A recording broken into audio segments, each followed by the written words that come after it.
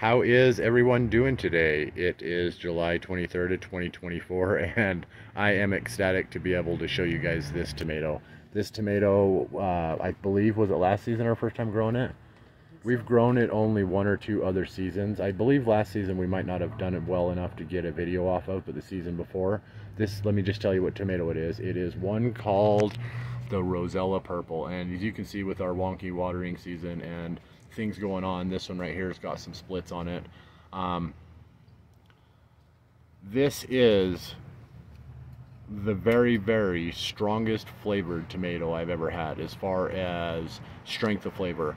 In some of my videos I talk about how we relate to ones like this, like the Rosella Purple, the Black Crim, the Black Trifle, ones that have the dark tomato flavor, and I put them into a purple dusky or sort of indigo black sort of flavor profiles.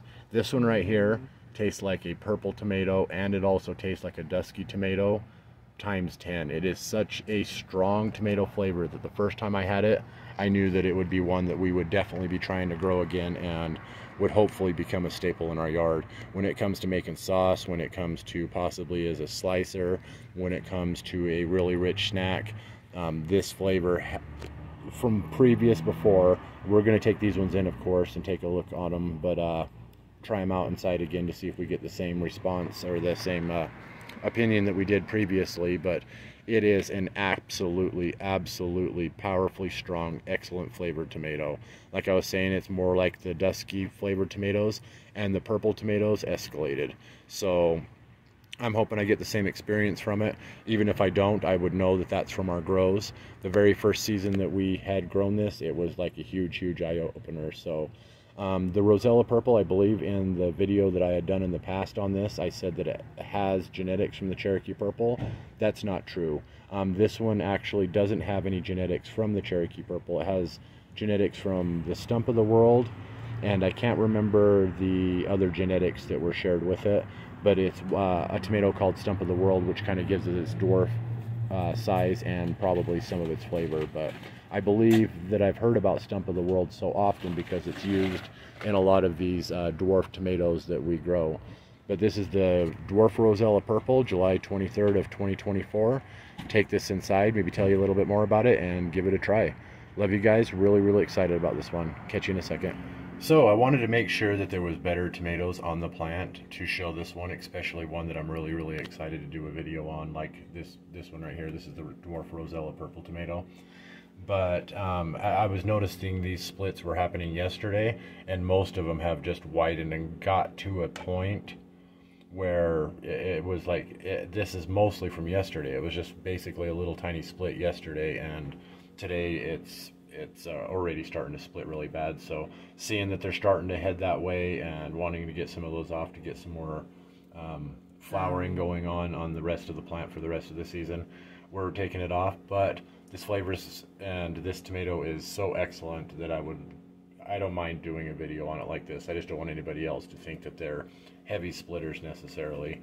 They're about as prone as the average tomato to splitting. And maybe even a little bit blossom end rot can sometimes happen on them, but overall it's just a typical tomato as far as a grow. All the dwarf tomato plants grow small, excellent, strong power plants. Some of them tend to be a little more productive than normal. This one's about average for a dwarf tomato plant from everything we've seen from it, which is only a couple seasons with it. But the Dwarf Rosella Purple, I'll have Angel cut this one open.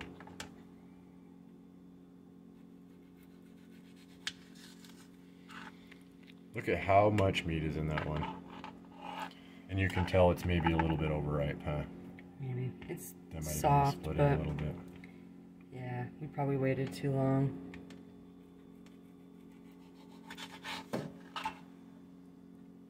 It's definitely a nice slicer. Is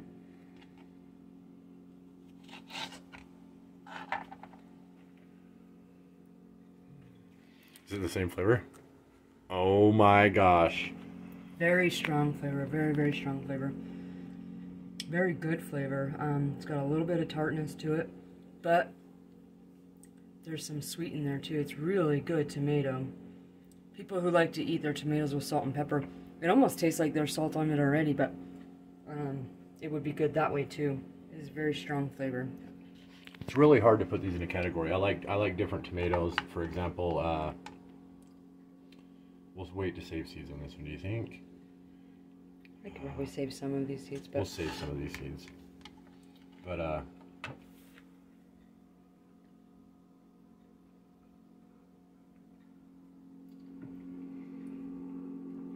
it's so good. It's such a good flavor. It is. It's weird. It's got so much richness to it that it almost is supposed to have more of an acidic flavor. And you can taste a little bit of acidity to it, but it's really weird when I eat rich flavored tomatoes like that. I tend to they almost always come with a high acidity. This one right here is like the richest flavor that I've ever had, but no acidity in it. Yeah, it's really good tomato. It's just like the flavor bursts in your mouth as soon as you start chewing.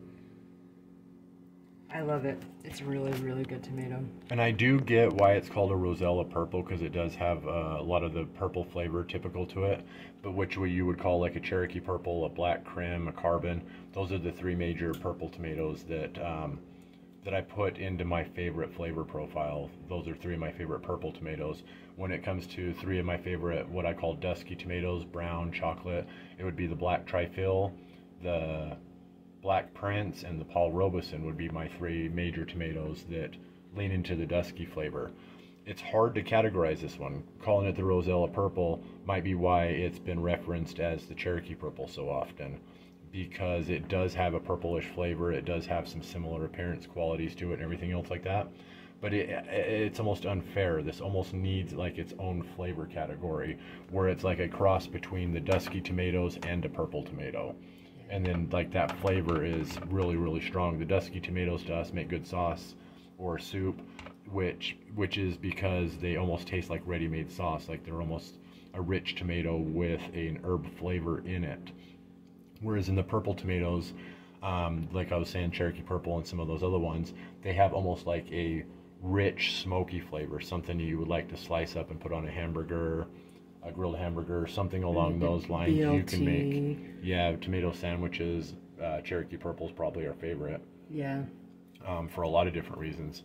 I would say currently Cherokee purple is my favorite, but that's tentative because we've had several years of problems getting them in the yard. But this is the Dwarf Rosella purple. This is an excellent tomato. We did a video recently on our very favorite sweet pepper currently called the Jimmy Nardello, and that was one I recommended. Even though I recommend everything that you see that we grow, you should maybe give a try yourself, because you'll almost surely have a different personal experience. I don't want anybody to hear anything positive or negative I say to, because we only got so much time each season. This thing is constantly moving, so our small yard, for example, we can only fit so much into it, and we're trying to crowd more and more to get a couple varieties. This is an excellent tomato. This is it's dang near one that I want to call my very favorite tomato. When it comes to the dwarf tomatoes, though, I choose the Purple Heart as my favorite currently. It's a cross between a carbon and a wonky black crim, I believe. But the Purple Heart, it's just the name of the tomato. There's a couple nostalgia values to it, and an excellent flavor. This one, if I was to say it had any weak point, this one would be a hard one to snack on in the yard. It is just almost too rich. Too juicy. Yeah, it's too juicy and rich. I mean, snapping one off the plant and trying to eat it like an apple, it makes tons and tons of sense in my head, but I can imagine just that much flavor. It doesn't have a huge, strong bite in the back of my throat, which is kind of bizarre because it is a really rich, strong flavor, but it does have some of that, though. You can definitely taste some of that. And it does almost taste a little bit like a Cherokee purple, but if you were to mix I would say if you were to take any of the purple tomatoes that it leans closest to, it would probably lean closer to the black crim than it would the Cherokee purple, necessarily. Not sure what the other cross was on it. One of them's called Stump of the World, which is a dwarf.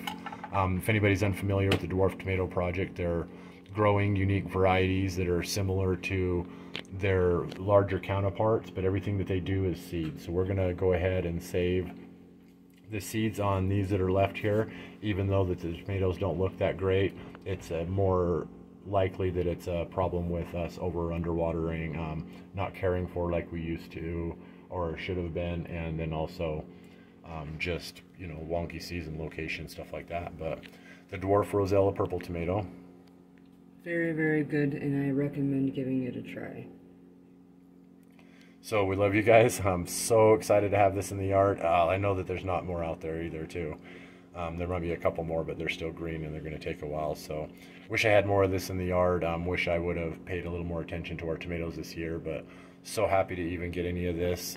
I know that the seeds are really, really hard to find. We didn't grow it for the first couple seasons after we had been looking for it because the seeds were just out. And then when we finally did, I don't even know if we found the seeds in. I think a friend gave us the seeds on these, actually, and that's how we got them started. Now we're saving our own seeds because they're from an established variety that will be true to type as long as there wasn't any sort of crossing or anything going on. So excellent, beautiful tomato. Look at all that meat. You can slice that. When doing this part right here, you just kind of cut on the edges around that part and take that chunk out, and then the rest of the tomato is perfectly usable. It's not causing any harm to the inside of the tomato.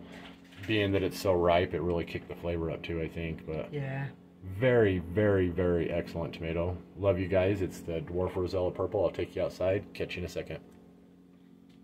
Thanks for watching. All right, I'm trying to get into a little bit of a rhythm to get my videos a little bit shorter, and so I'm not going to make this part too long. Just wanted to show everybody the plant one last time. We have kind of trimmed it down a little bit on the growth tips. It probably needs a little bit more. This one the sprouts seemed to be having a little bit of an issue starting out, but that was because when we planted them, they were closer to the edge of the tray. Everything in the middle seemed to have done well. It wasn't necessarily about which sprouts were naturally doing better. It was more like which ones were in a good spot and which ones were having least amount of problems from us not managing it quite properly like we used to or we normally do. But this has been a wild year for us. UT Angel and Kiddo. This is the Dwarf Rosella purple tomato from the Dwarf Tomato Project. An excellent, excellent tomato. This one is one that I would probably recommend. It would probably be in my top 3 to 5 recommends for tomatoes overall. So if you're growing tomatoes for your first time, even in comparison to the heirlooms and stuff like that, I would say that this is one of those eye-opening flavors and types of tomato that once you have it really has rich. I know that each person's personal experience could be different. Almost like we could have overwatered this one. I kind of felt like we did. With the Dwarf Taz chocolate, it still had the strong flavor, which is this one right here of a dusky tomato in a video that I did recently, but it also didn't have, it was just slightly down, and I felt like that was overwatering. It kind of caused a little more water retention in the tomato, but it still had an excellent, excellent flavor. This one, I don't even notice like anything about it. It doesn't really feel muted from the last time I tried it. It was like all the nostalgia and all the first eye-opening experience I had trying a tomato like this. So if I was to recommend one tomato to anybody, this would be high on the list. This would be 1, 2, 3, 4, or 5 as far as tomatoes that I would recommend somebody to give a shot. Plus, it being from the Dwarf Tomato Project, this plant right here only stands at about 4 foot tall, and that's including a foot-long bucket. So this plant is about 3.5 foot tall at most, and they are capable of producing a load of tomatoes, even though they are stunted and they're considered indeterminate. That means they can keep on growing, but they are a small dwarf variety, so they do grow stunted, and then at some point all of that growth is like the suckers, the height, everything comes in here. So it still is considered an indeterminate, and you should still chop it back and clip it back, do some selective pruning on it for light saturation and stuff to give this plant the best opportunity to produce. But Dwarf Rosella purple, super excited it made it into our yard. July 23rd, 2024, UT Angel and Kiddo. Love you guys, and we will catch you next time. Thanks for watching.